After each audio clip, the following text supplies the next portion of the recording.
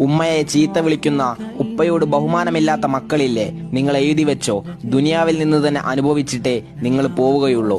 ഉമ്മയെ തള്ളയെന്നും വാപ്പയെ തന്തയെന്നും ഒക്കെ വിളിച്ച് അഹങ്കാരിയായി നടക്കുന്നവർ കേട്ടോ, നിങ്ങളുടെ മാതാപിതാക്കളുടെ പൊരുത്തമില്ലാതെ നിങ്ങൾക്ക് ദുനിയാവും കിട്ടില്ല, ആഖിറവും കിട്ടില്ല. ഇസ്ലാം പഠിപ്പിച്ചതെന്താ?